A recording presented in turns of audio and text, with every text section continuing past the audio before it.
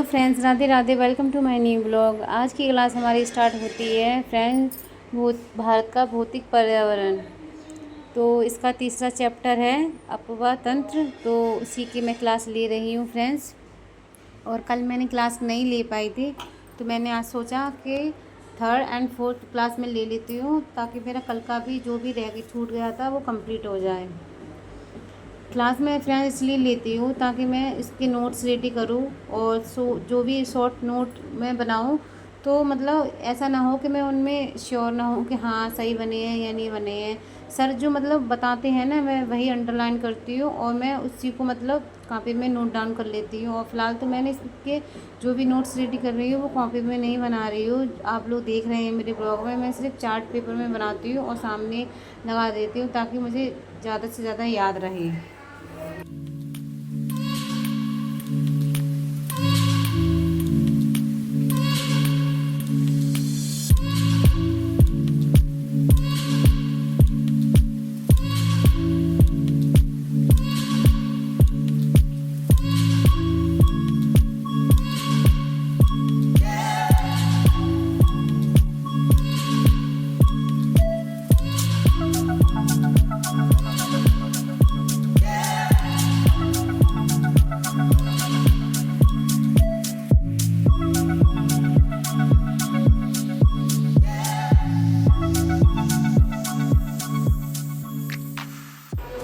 Friends, मौसम change हो रहा है, तो आप पढ़ाई के साथ साथ अपना भी ध्यान रखो, ताकि आपको कोई प्रॉब्लम ना हो और आपकी पढ़ाई ना रुके। क्योंकि सबसे ज़्यादा ज़रूरी तो आपकी खुद की हेल्थ होती है। अगर आप ध्यान नहीं रखोगे खुद का, तो कहीं ना कहीं आपको कोई प्रॉब्लम हो जाएगी ना, तो आपकी पढ़ाई में रुकावट आएगी। और ये आप बिल्कुल भी नहीं चाहते कि आपकी पढ़ाई एक भी दिन के लिए मिस हो, और आप एक भी दिन के लिए मतलब ये सोचो कि आप पढ़ाई नहीं करनी है आपको।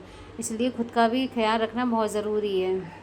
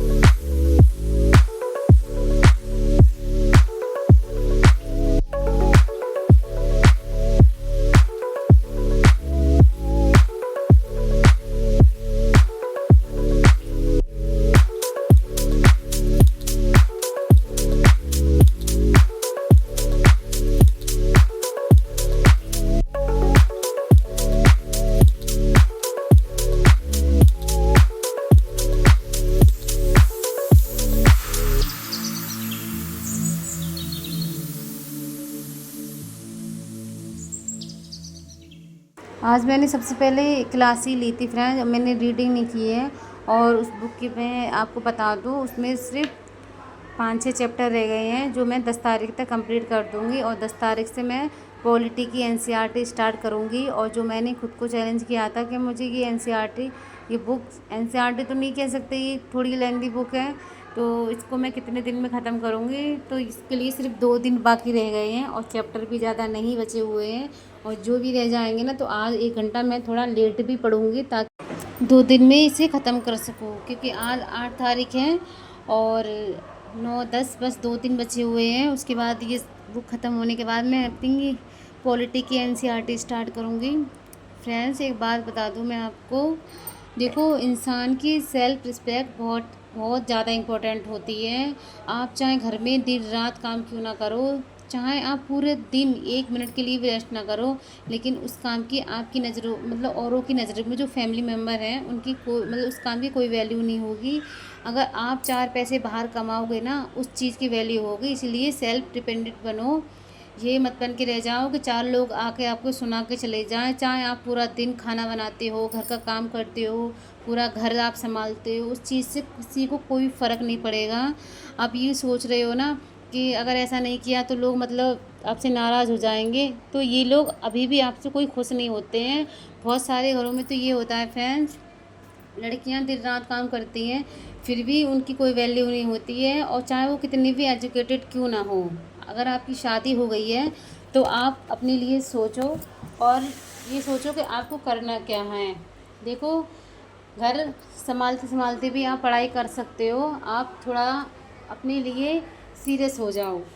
ज़िंदगी में एक दिन ऐसा मोड़ आएगा ना कि आपको आपकी जो सुनने की जो लिमिट है ना, वो सारी आप मतलब भूल जाओगे कि आपके साथ ऐसा हो क्यों रहा है। क्योंकि इंसान एक टाइम बाद सब कुछ मतलब हार जाता है, और उसकी सारी सीमाएं क्रॉस हो जाती हैं। फिर उसे कुछ नहीं समझ में आता है कि क्या हो रहा है और उसे क्या करना चाहिए था, और उस टाइम तक आपको बहुत देर हो जाएगी। इसलिए सबसे पहले खुद के लिए कुछ करना सीखो। आप एजुकेटेड हैं तो आप अपने सपनों को देखो कि आपका सपना क्या है, आप बनना क्या चाहते हो, और आप अपने अपने आप को किस चीज़ में देखना पसंद करोगे। अगर आप अपने लिए सोचोगे नहीं तो आगे करोगे कैसे। शादी करने का ये मतलब नहीं होता है फ्रेंड्स, मैं आज ये बात फिर से आपसे शेयर करूँगी। शादी करने का ये मतलब नहीं होता है कि लड़की हाउस वाइफ बन के रह जाए और उसे सिर्फ घर संभालना है। ये कहीं नहीं लिखा है कि शादी करने के बाद घर की सारी जिम्मेदारी लड़की के ऊपर आ जाती है और लड़की को सारा कुछ करना पड़ता है। वो भी एक इंसान होती है, और हर एक इंसान ये चाहता है थोड़ा आराम, थोड़ी इज्जत और प्यार। लेकिन उसे जब तक ये सारी चीज़ें नहीं मिलती हैं, जब तक वो खुद के ऊपर खुद के पैरों पे खड़ा ना हो जाए। आपकी शादी चाहे कितने भी बड़े घर में क्यों ना हो, आप शादी से पहले जॉब करते थे, उस चीज़ से कोई फ़र्क नहीं पड़ेगा। लेकिन आप शादी के बाद जॉब नहीं कर रहे हो, इससे फ़र्क ज़रूर पड़ेगा। और देखो, कहीं कहीं ऐसा भी होता है, कुछ लोग ये कहते हैं कि हमारे पास किसी भी चीज़ की कमी नहीं है और हम जॉब नहीं कराएंगे। लेकिन वही लोग उस इंसान को हर तरीके की बातें सुना देते हैं। जब वो किसी भी चीज़ की डिमांड करे या किसी भी चीज़ की उसे ज़रूरत हो, उसे सुनना ही सुनना है। इसलिए क्यों सुनना, आपकी ज़िंदगी है, आप अपने तरीके से जियो और ख़ुद के बारे में थोड़ा सोचो।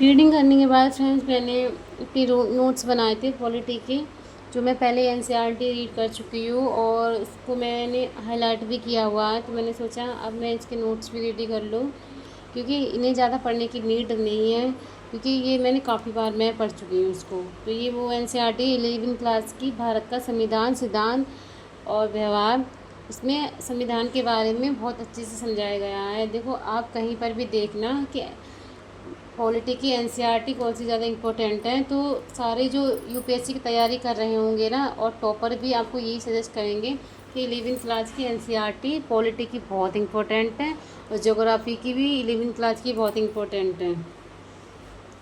तो आप इनको अच्छे से पढ़ो, और उसके बाद आप भारत की राज्य व्यवस्था यानी कि एम लक्ष्मीकांत पढ़ेंगे तो आपको आसानी होगी हर चीज़ को समझने में भी और आपको नोट्स बनाने में भी।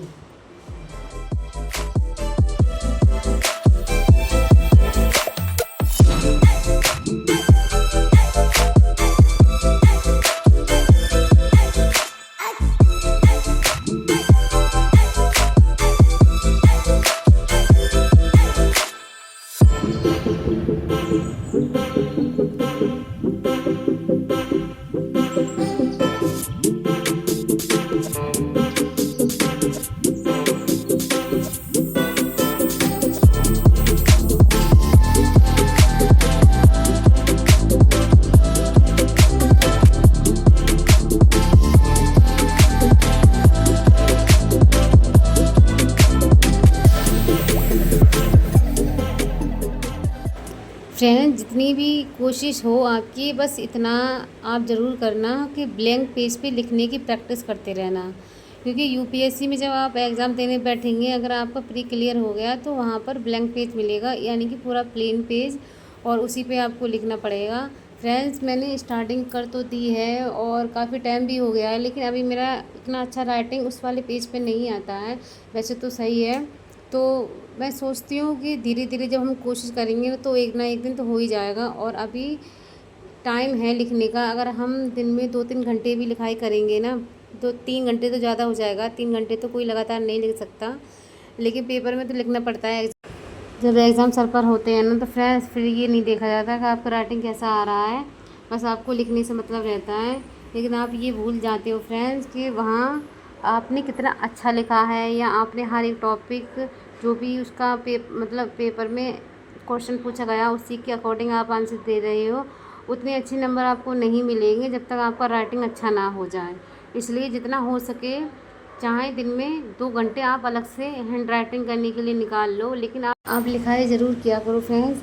क्योंकि देखो, जब हम एग्ज़ाम देने बैठते हैं ना, तो हम हमेशा यही सोचते हैं कि हम पूरा अपना 100% दे के आएंगे, और आप हर चीज़ में परफेक्ट हैं और आपका हैंड राइटिंग अच्छा नहीं है, तो आप उतने अच्छे से नहीं दे पाओ। तो क्यों ना हम अपनी जो भी आपकी वीकनेस है उसे सुधार लो। और ज़्यादातर लोग मतलब लिखाई से भागते हैं कि उन्हें लिखना ज़्यादा अच्छा नहीं लगता है, वो थक जाते हैं। तो मैं ये कहूँगी, जब आपका रिटन में एग्ज़ाम होगा तो अब आप क्या करोगे, उसमें तो 150 नंबर का, 250 नंबर का ऐसे क्वेश्चन पूछते हैं। तो उसमें तो आपको हर एक वर्ड को एक मतलब इसके हिसाब से लिखना पड़ेगा। फिर आप क्या करोगे जब तक आप अभी से प्रैक्टिस नहीं करोगे?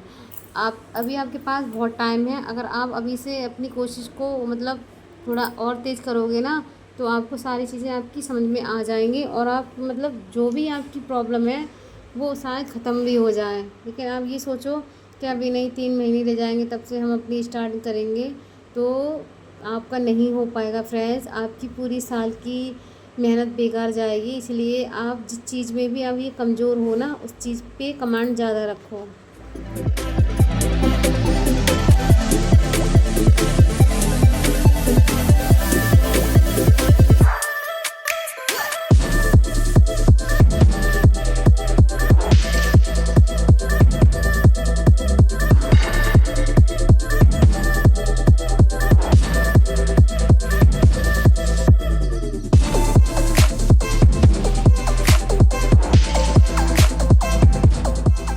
उसके बाद मैंने भारत की अर्थव्यवस्था के बारे में जो क्लास ली है, और जो 11वीं क्लास की एनसीईआरटी है उसका मैं 7 चैप्टर ले रही हूँ। उसकी 7 चैप्टर की क्लास ले रही हूँ फ्रेंड।